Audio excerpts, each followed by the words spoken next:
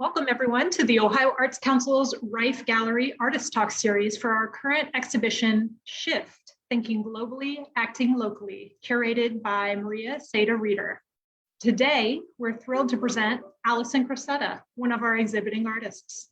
As always, if you have any questions along the way, please drop them into the comments or the chat, and we'll be sure to pick them up at the Q&A portion of the hour. Now to you, Alison. Thank you. It's wonderful to be here. I just want to start by thanking the entire Rife Gallery staff, and a special thanks to you, Kat Sheraton, director of the Rife Gallery, and marketing and exhibitions fellow Amy Wisman for their support of my project, Open Channel, and this entire Shift exhibition. I have lots of gratitude to the Ohio Arts Council for their generous Individual Excellence Award for my work within the category of interdisciplinary performance art. And also a special thanks to curator Maria Seda-Reeder for inviting me to contribute to this timely exhibition. I feel so fortunate to have my work included in such a great group of artists who call Ohio home. And I was inspired by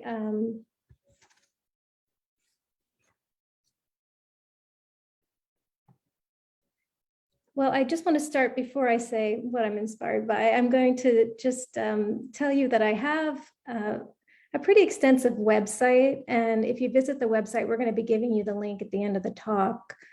You'll be able to see in the film and video tab, for instance, or under the installation and performance tab, many more images, samples of my film work, and also project statements about each of the projects that I'll be showing. There won't be time today to go into too much deep detail, so I want you to know that all of that is kind of archived on my website. I also want to express gratitude for my twin sister, Valerie, who's here with us today on this call. And this is my time. I was inspired that C. Carmen Lane and Lauren Davies both did a little shout out to their ancestral roots and their family. And I feel so supported by my family. I am the person on the right in this image. And I can just tell you that eventually my mom stopped dressing us the same and we got out of jail. But having a twin sister really has informed my commitment and understanding and deep knowledge of nonverbal communication and the kind of connection and communication that's almost pre-verbal knowledge that I still feel that I access on a regular basis. Also, I want to acknowledge my son, who can't be here today because he's in high school, but I'm just inspired by him. And I'm showing this image also because I think not enough women who are artists speak about the fact that they're also mothers. And my son is a multi-instrumentalist, amazing young man. His name is Louis, and this is him playing an organ. He's been playing for a few years, and he basically is like wildfire with the organ. So yeah, shout out to Louis Pardo. In terms of my ancestors, I don't have really beautiful family photographs. I've actually moved about a year ago and I'm still setting up my home, and some of those are packed away, but I just want to acknowledge that my parents are here on the call, I hope. And Nancy and Joe Crocetta are both from the Boston area, and they met in college at UMass Amherst back in the day. We've just celebrated their 60-year anniversary for being married. And they're both first-generation students who met in a business class. And I just want to say that my mom was one of two women who were majors in business and at the time, and also she did a home economics major at the same time. And during that time, what was amazing is that she learned how to sew really exquisitely and has taught me how to sew. So we share that connection. If you're ever in Cambridge, you might come across this modest sign that acknowledges my grandfather. Joseph Crocetta, who had his own cobbler business in this now called Cobbler Square, not far from where Harvard is. And he ran that shop and made things beautifully and repaired things beautifully until he was 72 years old. This is a tool that was from his shop that I keep on a table in my home. And it reminds me of my connection to him. And I feel very connected always to my ancestors as I'm working as an artist. This is an image from the archive at Harvard. It's actually Abe Lincoln's walking stick, one of his walking sticks and one of his axes. And the thing that I want to mention about this is that I ended up being a fellow at the Radcliffe Institute for Advanced Study. And when I was growing up, learning was very difficult for me. Learning how to read was like, it took an act of Congress to learn how to read. And so if you had told me in my younger self that I would not only learn how to read, but I would end up at a place like Harvard, having a special tour of the archive, just a stone's throw away from the Cobbler Square where my grandfather had his shop, I really just wouldn't believe you. So it's still something that I think is wonderful. And I think that my grandfather's tool is maybe more beautiful to me than this moment of being able to see Abe Lincoln's walking stick.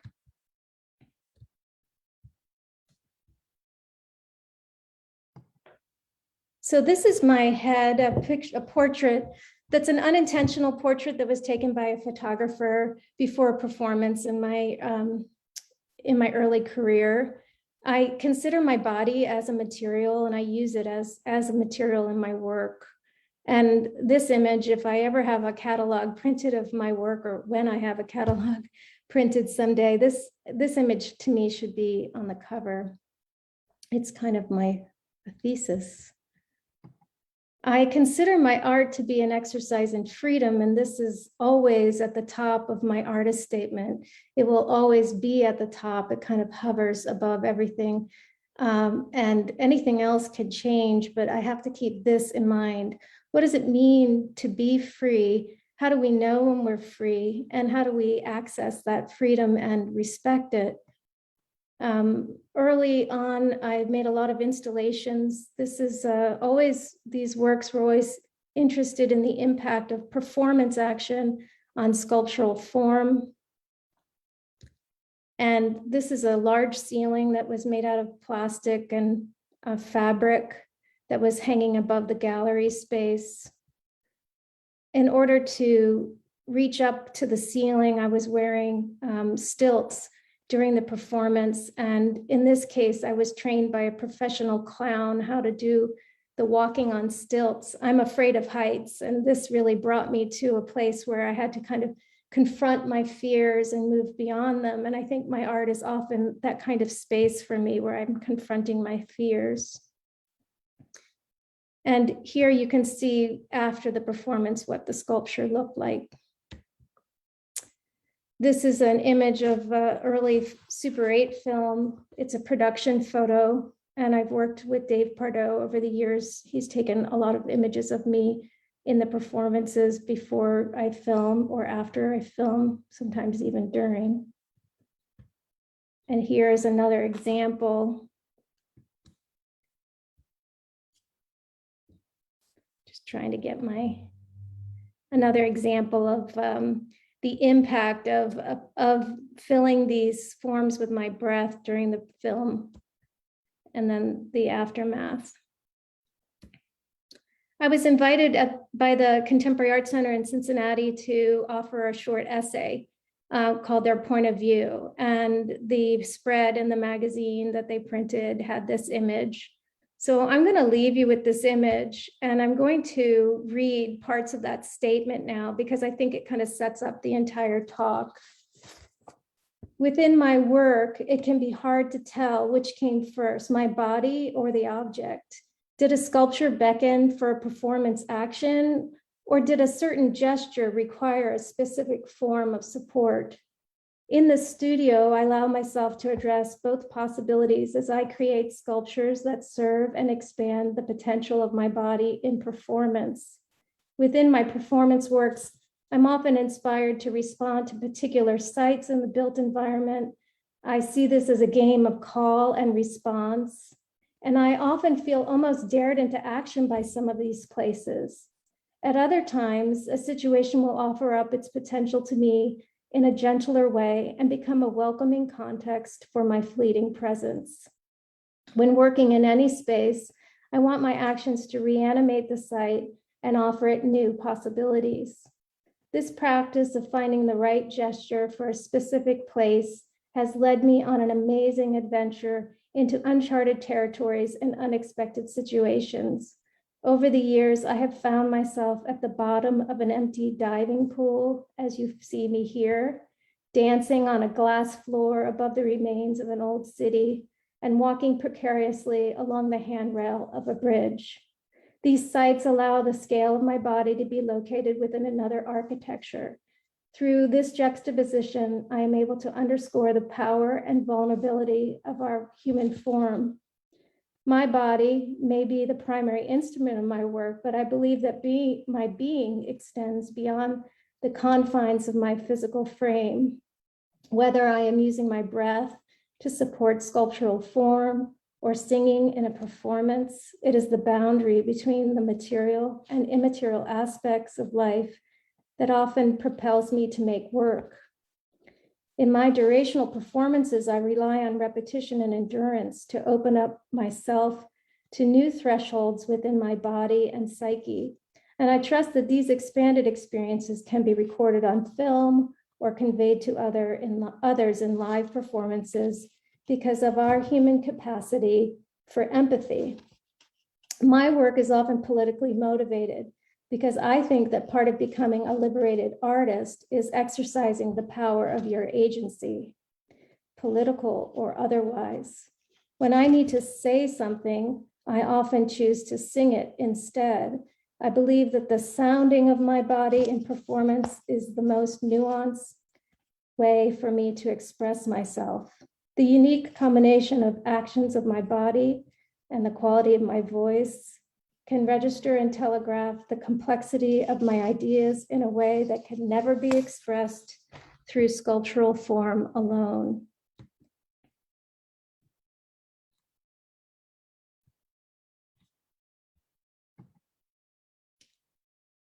So this is what the space looked like after the performance. And this is another action for a film called Lift, which is part of the same trilogy, Gather, Shed, Lift, on a rooftop in Washington, DC. And this is the culmination of Lift.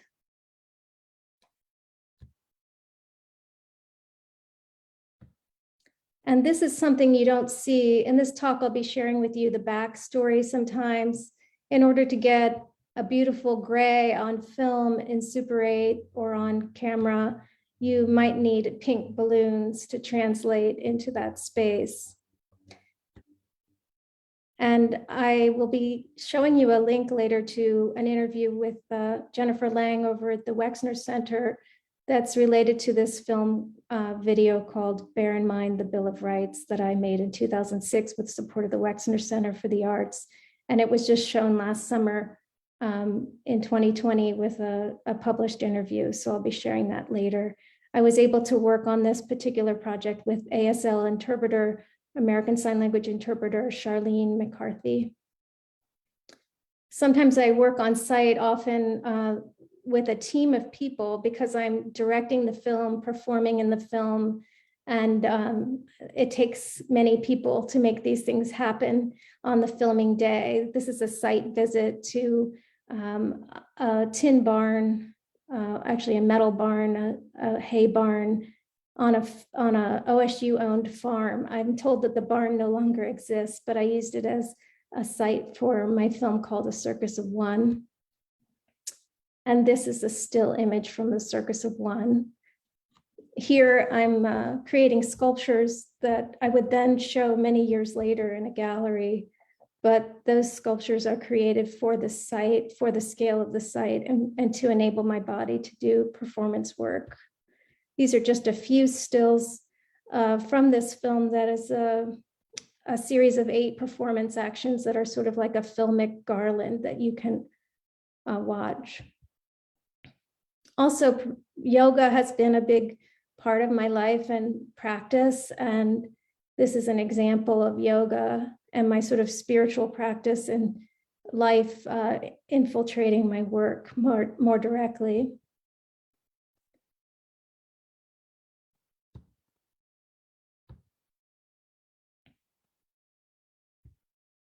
And these are simple drawings that were the storyboard for these this pretty epic day of filming. I show this because I think it's kind of amazing that I would trust such an important day of my life to these simple, whimsical drawings. On this project, I collaborated with Jason Truding, who's a member of So Percussion. He was the composer on the film, and he's on the very left-hand side of a beautiful lineup there. I also have done a work called A Centering and a Passage. It's a 2-channel video installation work. These are stills from the videos. And I'll just read something very short about that project. A Centering and a Passage are performance videos that are linked through sound and concept. Each performance is a walking meditation. When I made this work, I was thinking about the way we move through our lives and prepare for death. Members of my extended family, a mother and a child, had recently died within a matter of months. And I was contemplating the courage it takes to face one's death and the possibility of what might happen when we die. A centering is a walking meditation that echoes the architecture of an old building as one body traces another. And a passage is a different kind of meditation, as the focus here is on balance, where it becomes a metaphor for our unfolding and often perilous journey through life as we negotiate the space from one threshold to the next.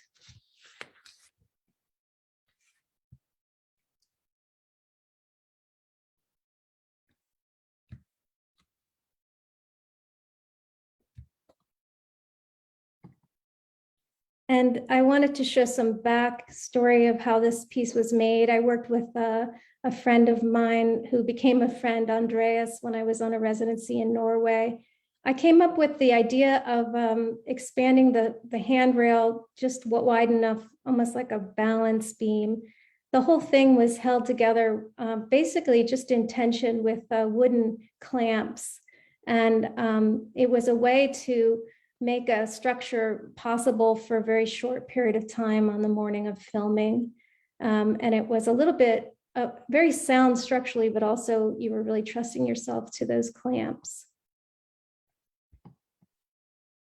And these are the tools that I used with Ivar Orvidal, a percussionist in Norway. We played the architecture of the bridge and the other building, the railings, to record sound that then became the soundscape for the project. Now I'm going to be talking a little bit about Load and Effort, 2 performances that I did with another artist named Peter Rees. And this is a collaborative project that I've created where we make durational works, performance works that stem from our desire to perform actions that can only be realized by 2 performers who operate in tandem but may never touch. This was in Chicago, and it was about a 2.5-hour performance. We were balancing each other's bodies and singing throughout. And I thought of this work as having a very filmic element. It's a very busy street. So as you walk, as you were, sort of driving down the street that night, if it happened to be happening that night, and as you were driving, it would be very filmic. And I love this image of this young man looking up and saying, "What is happening?" These are 2 simple drawings that are a little bit of my process with Peter, where I would maybe draw something very quickly on part of an envelope. And then we would just, send little photos to each other, trying to think about how the work for a new performance, a different performance called On and On would look. How would this thing look that we wanted to do? And this is just to show you that not everything works out. I went up to Chicago and worked with him on this epic 3-day work period where we were trying to sew this structure that we were both going to stand within. And we realized after making this rather beautiful thing that we didn't think it would work. It wasn't what we wanted. We thought it would be great to have our heads floating above the structure, but it just wasn't right. So I had found these beautiful vintage strainers, and we decided to make a talking object, sort of speaking funnel for our singing in the performance. And the end result was a very stripped down, the Lazy Susan structure was always on our mind, mine with a small step to support my body to be at the same height as Peter, as we worked together to spin in circles continuously without stopping for more than an hour. And to do an action like this takes considerable amount of focus, and very interesting things happen with your concept and understanding of time, and also the things that your body goes through.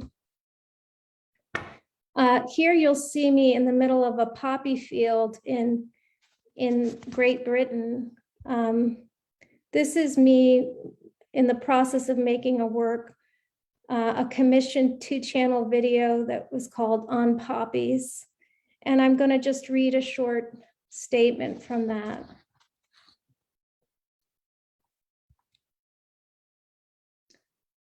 On Poppies is a 2-channel video installation about the cultural significance of the poppy flower within historic and contemporary contexts.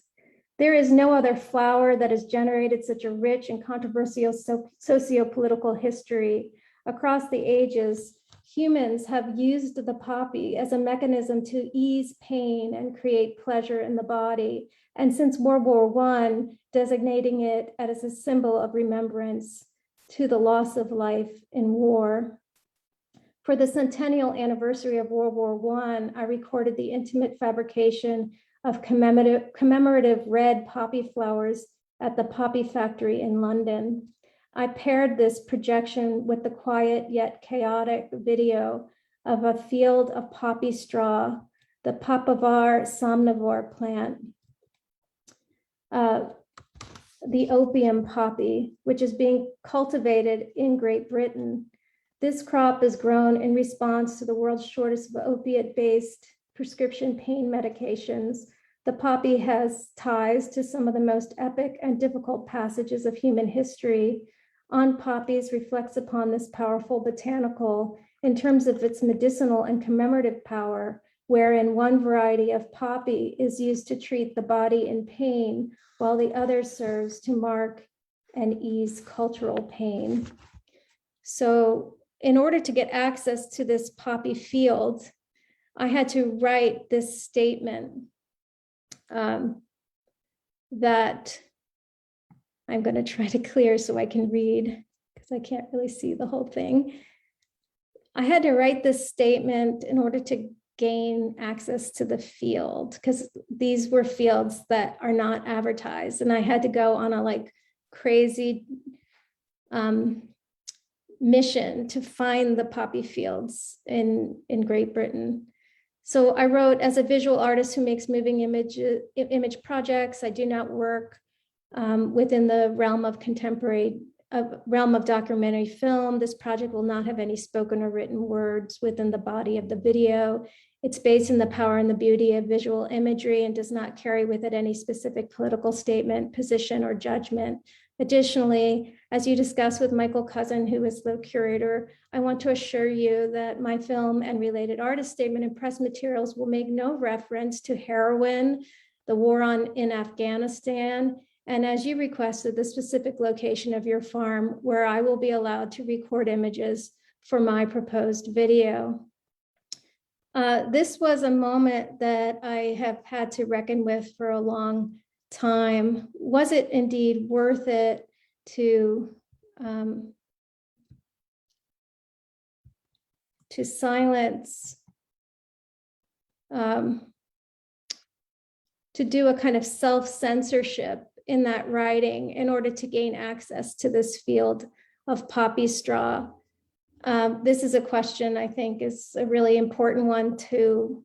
I'm glad I have these images on film, but it's complicated. And as yesterday was the day that we finished a terrible 20-year experience in Afghanistan. And at this time when I filmed this, also, it's important to note that Great Britain was trying to there were moves in Great Britain to try to allow Afghani farmers to legally grow poppies. But instead, our armed forces were in the process of trying to burn fields.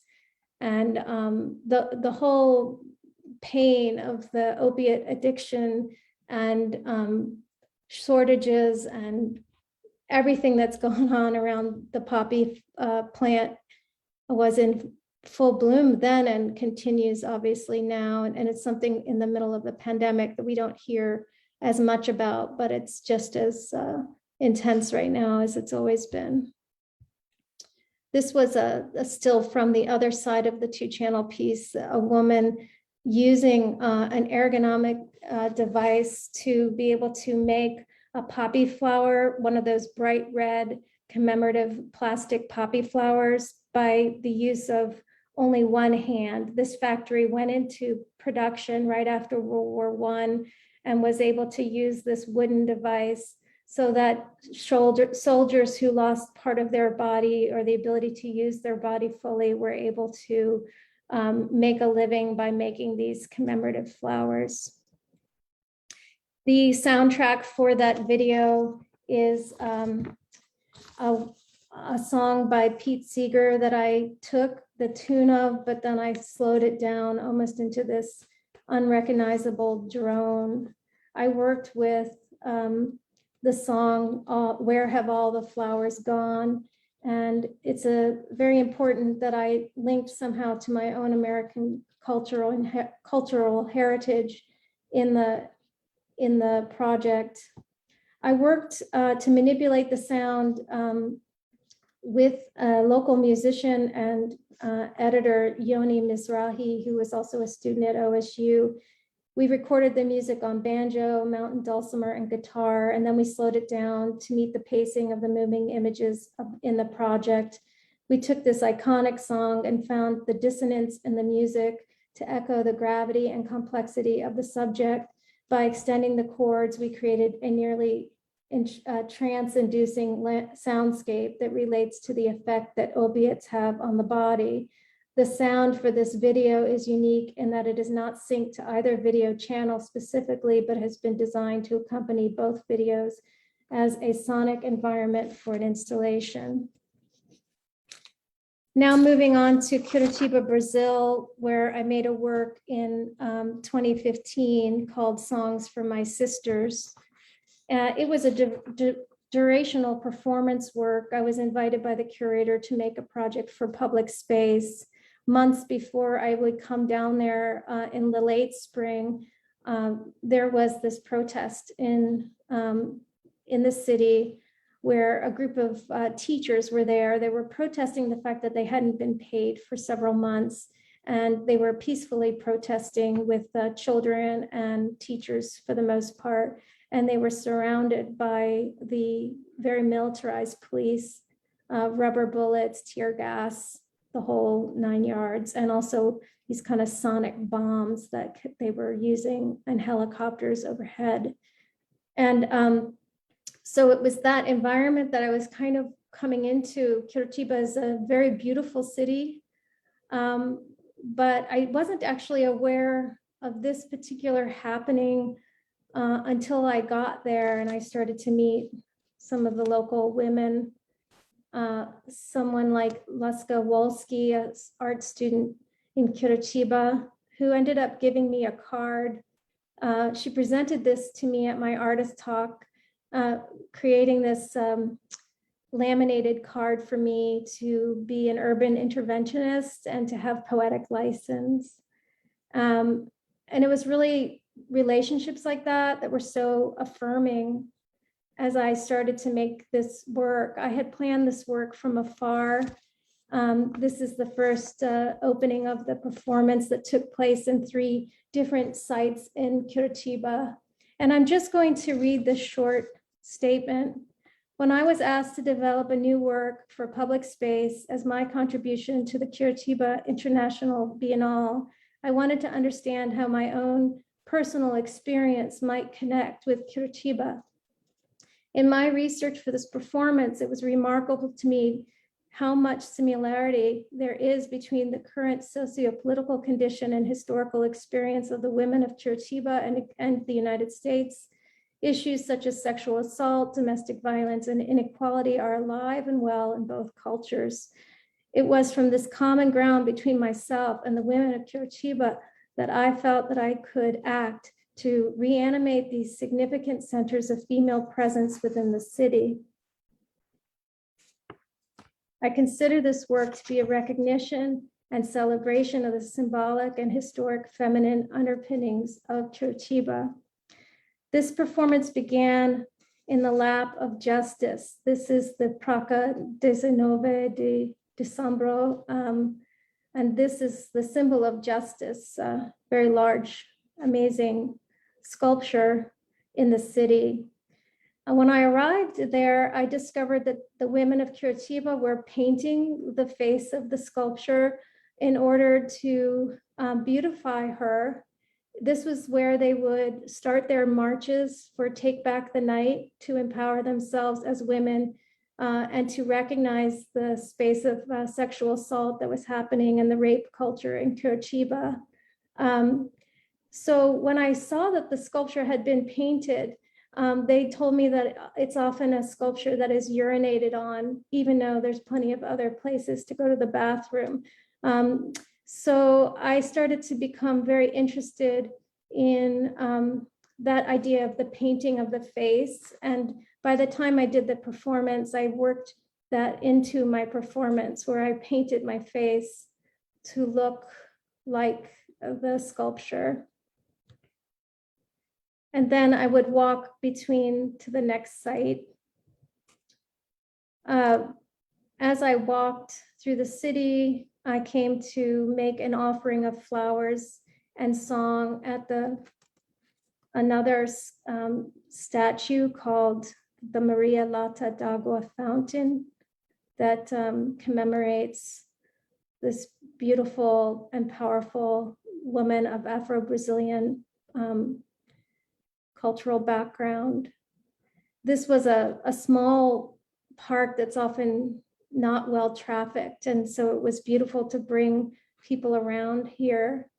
The last site in the 3 sites was another great pine tree at the Praca Tiradentes. This was a glass floor in the middle of this public park, and you could see through the glass floor to the older city below. So it became a kind of palimpsest for the city and for the history. In this particular ephemeral offering, I used clay from Ohio on one of the squares of the space. And you can see this really large pine tree. Curitiba is named after the pine tree. And I see this as a kind of living shrine or memorial to its naming. And it's also a reminder of the impermanent nature of our existence on Earth.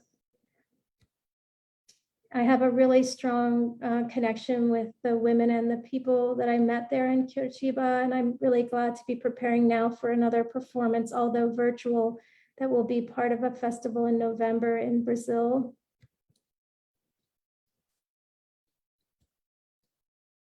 And this is a spiritual experience with goats that I don't have time to tell you about. This next piece is called Through Gritted Teeth. And it's a work that I did in response to our dear now no longer President Trump in Making America Great Again. I sang Hail to the Chief. These are the lyrics of Hail to the Chief, and I sang them through gritted teeth for a durational performance. I thought it was interesting that one of the lines was, "Yours is the aim to make this grand country grander. Let's make America great again." And so here I am performing that at the Queen's Museum, using drumming and marching as in a kind of bad rodeo clown costume as a way of calling people to the performance.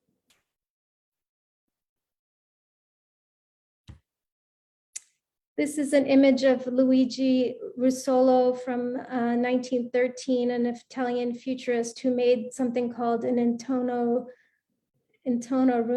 rumori, or noise organ. I've always been so enamored of this, not only his manifesto, The Art of Noise, very interested in his writing at that time, but also this sculptural form, because I think it was so ahead of its time and often stronger than most sculptural work I see today. So I wanted to make my own kind of singing manifesto called Resonator. I started with a found object, a local grain funnel, a very large funnel. And this is a back image of when it was being made into my own sound object that was custom fit to my body and the scale of my body. And then here I am singing within it at the Contemporary Arts Center, a durational piece that was essentially a singing manifesto, singing a round of songs that had spanned my 20 years of singing and performance.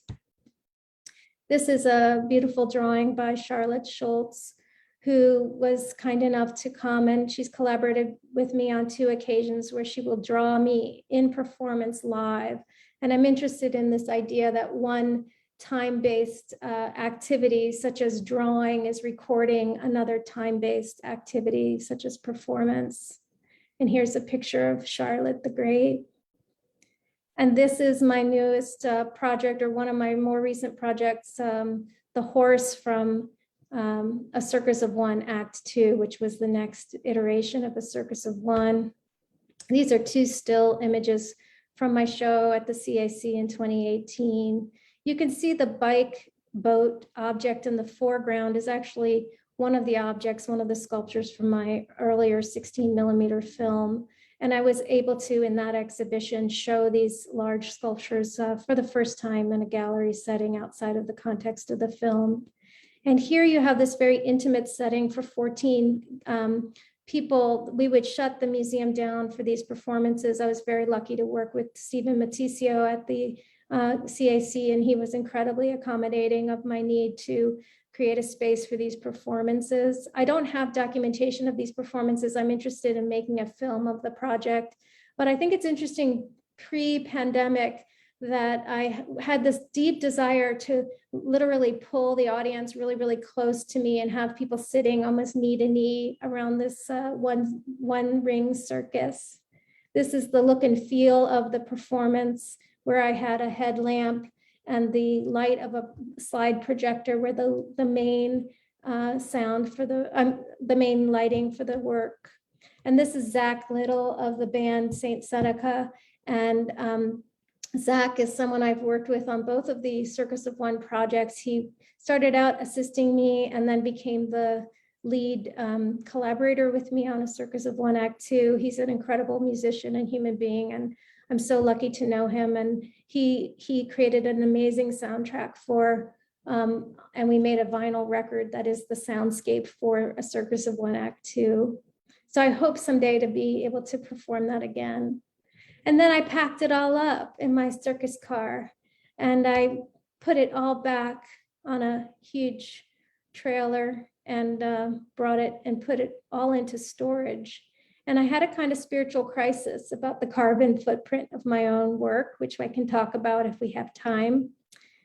And that brought me to now and to Open Channel, which is a series of distance Reiki sessions that I've been offering as part of my contribution to Shift.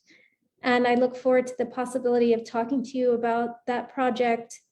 There is an introductory video and some links that we're going to be putting into the chat for anyone who's live, because there's still a handful of appointments left. If anybody would like to have a Reiki session with me, a distanced Reiki session, I would be happy to offer it. I also want to acknowledge that Susan Voss, I hope, is possibly on this call. Susan is mentioned in my introductory video that you may watch about Open Channel, and she's a dear friend and has been an incredible guide and teacher who's enabled me to be able to offer this really healing and beautiful modality. And so this is that, and I think we can go to questions with 20 minutes left. That's great. Yeah. So folks, if you have questions, go ahead and pop them into the chat. Or if you're on Facebook, on the comment, and we will read them in order. I actually have a kind of specific question for you, Alison, about recurring imagery. You have this dunce cap that happens often within your work, and then it also has this resonance to the megaphone that's happening in your work. Could you speak a little bit more about the visual language that you're creating? Yeah, thank you for asking that. I don't consider the hat, the big conical hat that I wear in A Circus of One, and I also wore it in the 2-channel video when I was in Norway walking across the bridge. Or that conical hat is my nod to Bosch's paintings of the garden. Oh, I should know the famous three-panel painting. If anyone knows it, please text it to Amy so she can put it in the chat. But it's the Garden of Earthly Delights. I should know it. I feel terrible.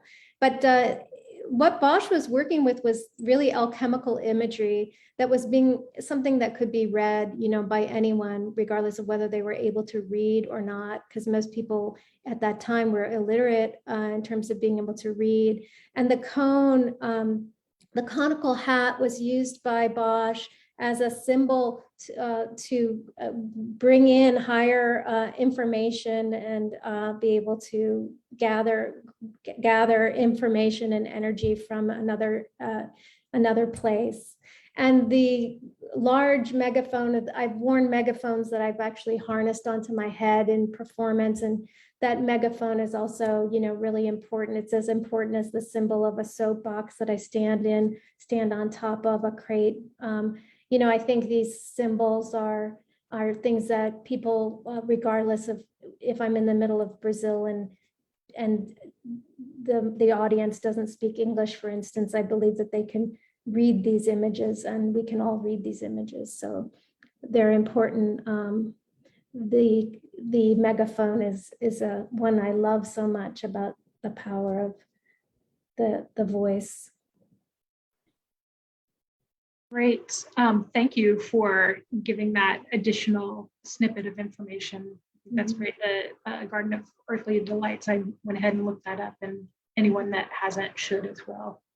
So conical hat from now forward. The other piece that I'm curious about is your choice to cover hair.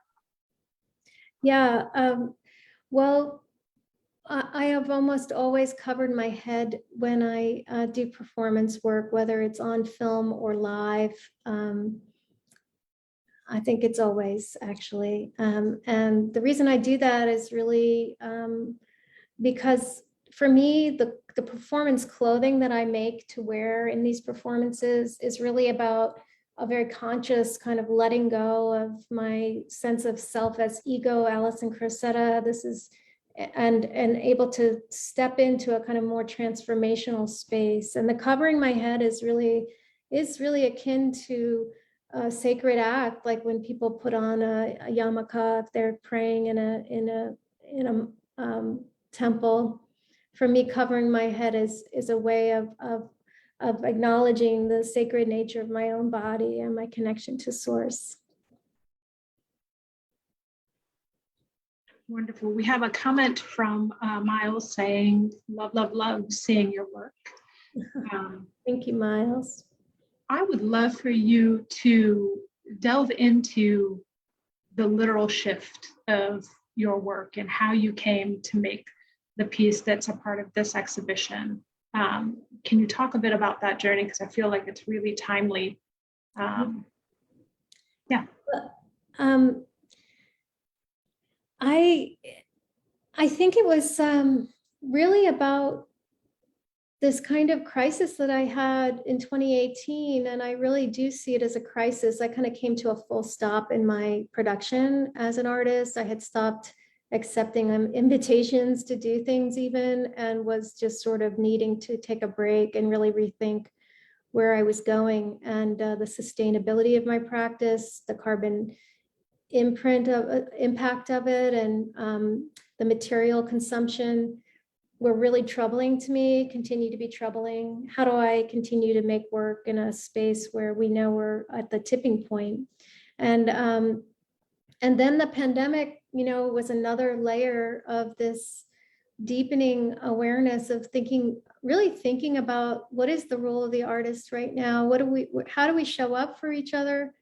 How do we help each other? What is the highest? I'm always asking myself, what can you do that would have the highest impact? What is the thing that you can do? And I love the theme of this idea of thinking globally and acting locally, because I think sometimes we need to literally pay attention to the very, very local. And in doing that, we can then hopefully collectively rise to a higher collective. And so the thing that I know that everyone is, it doesn't matter how you walk through the world, what your experiences of being on this planet right now, but all of us are stressed to various degrees and for various reasons right now.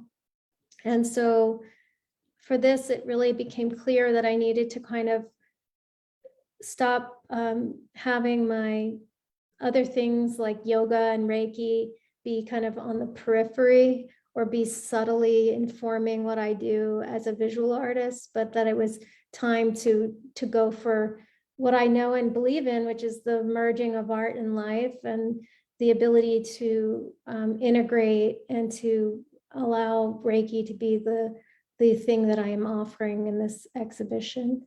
So it was a slow process, and also my experience of Reiki, I think, is significant in that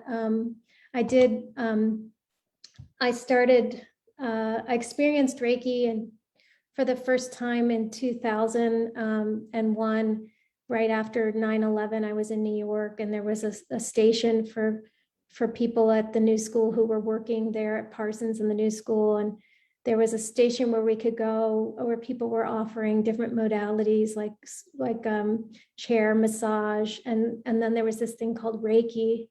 And I sat and I said, okay, I'll take anything. I'm exhausted. And when I experienced the energy of Reiki for the first time, I was completely taken aback by it. And it only lasted for 15 minutes, but it was like a really important seed or an imprint being planted, I think, at that moment in me, to know that there was something that could touch you so deeply during such a stressful time. And so I've been lucky to have met Susan Boss in 2006, and to see her for Reiki for about a decade, and then eventually say, okay, it's time for me to learn how to do this. So wonderful. So we have a question from Nancy asking if there are any countries you'd like to perform in that you haven't yet been to. Well, I'm really crestfallen. I have a visa to go to Brazil, and what I would have done if it was possible to travel to Brazil, I probably would have gone back because I really love it so much. I definitely, in 2006, I was given an award from the Asian Cultural Council in New York to go to Japan to study for 3 months and to be in residence there. and do research in Japan. And for various reasons, I had to decline the opportunity. And I do believe that my time in places like Japan and also India, India in particular, is really calling to me. So I think that that travel will commence again at some point. I love to travel. And it's one of the beautiful perks of being an artist. I've been so lucky to be able to be working around the globe, you know, in different places. And I just think it's one of the best ways to learn for me, is to be out in the world like that. Thanks for the question. We have a question from Amy. You've talked a lot about what you offer the audience. Can you say more about what you receive from the experience as a performer? Do you find yourself refreshed and energized, or depleted? How do you balance the give and take of the medium? You know,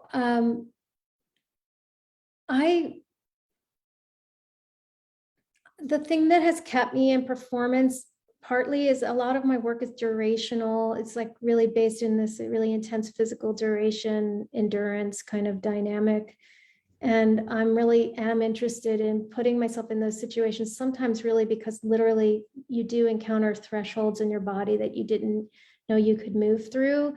And in some of those spaces, you literally, you know, have different perception of time. I call it like time collapsing. It just, I can be doing something that so requires all of my everything and realize that hours have gone by and in a performance, and it feels like 10 minutes. So I'm very interested in experiencing that. And also it's just so incredible to how do I want to say this? Just like everything about making the work is a journey of discovery and growth and expansion. And to be witnessed in performance by a small group or a large group, I've had experiences where there's very few people, or experiences where it's literally lined with hundreds of people around you. And it's just, I think it's really important. I think it's probably more important to me now, especially in the pandemic, when we can't be together safely all the time. I feel like we are supposed to witness each other. So as I'm being witnessed, I'm witnessing. And it's that circuit that brings me back time and again, because I'm an extremely shy person, really. And so it takes a lot for me to do performance work. It's not a natural thing. I'm not one of these people that like, put me on stage, I love to do it. Like, not really. I'm really shy. So it takes a lot. And I think I like that about it too. I have to will myself to do it. We have a question from Jackie, who said, most of your work has been documented in still or moving images.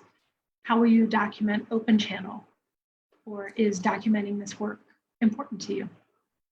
Well, there's a very humble, and I call it humble because I really struggled in the gallery. There's a very simple image. This image actually is hanging on the gallery. It's been printed. If the lighting conditions were different in the gallery, I would have projected the image just as like a projection of light. But I used a very humble, very low quality paper just to kind of reiterate that the work is elsewhere. You know, this is kind of calling you to find out more about the project, but it's not the project. The work is in the exchange of the Reiki energy and in the dialogue with the person who's receiving the work, receiving the energy, and in my preparation to offer the Reiki. And that's where the work lives. And when this show is finished, I will likely take the paper that's on the wall in the gallery, and I think it will be recycled. I may keep it as a residue of, you know, this event, but it is decidedly immaterial, and that's what I love about it. Alison, can you share with us a bit about how the experience the exchange that you have had with your quote unquote audience for these interactions has been. Can you give us a little kind of backstory of how the experience of this exhibition? Yeah, I have found it so remarkable. The range of people engaging are everyone from colleagues in the of mine at OSU to former students to family and friends. It's reached both coasts, and I have found it incredible that such a variety of people are trusting me to do this. I think one of the interesting things conceptually about distanced Reiki is the idea that it's really relying on people's willingness to believe that energy can be sent and channeled through me and sent at a distance through space and time and land where you are, and that you can receive this energy. I think it doesn't get more exciting than that. That's a pretty amazing thing. And so for people to decide, yes, I want to engage with you, I want to receive this, they are telling me I'm open to this idea. And they are trusting me with how, various issues that they're going through. We set collectively, at the start of a session, we will talk and set a very positive intention for the work, because I think intention is really important. And I liken it to this. If I go to my yoga mat and I do a practice, it's one thing, I can do the practice, it's very beautiful. But if I go to that yoga mat and I decide to offer my practice towards a particular idea, or offer it to a person or to a situation, then that amplifies the power of my practice. And that's what we do together in these Reiki sessions, is we set an intention that comes really from the person who I'm working with. So it's been very interesting and incredibly moving also to hear what people's experiences of the Reiki energy and the Reiki work has been. So I'm glad that I got outside of my comfort zone and decided to step into the light with some Reiki in this situation. Valerie has a comment. Ali, your work is profoundly moving and beautiful, certainly very thought-provoking. Thank you, Val. And from Jackie, for people who haven't experienced Reiki, what do you wish they would know about Reiki? Well, I think Reiki is, the word experience is really, really key. I think if you say you just hearing about Reiki for the first time, I would really encourage you to go to the link of that short introductory video and just listen to a little bit more about what Reiki is and where it came from. It has a very long, more than 100-year history of being a modality.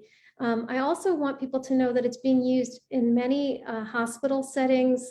At OSU, there's currently, through the College of Nursing, there's currently a study happening with the effects of Reiki for caretakers and people that are recovering from different post-operation to help. Reiki is being used to help people with their recovery, and also to support caregivers as they are going with the work.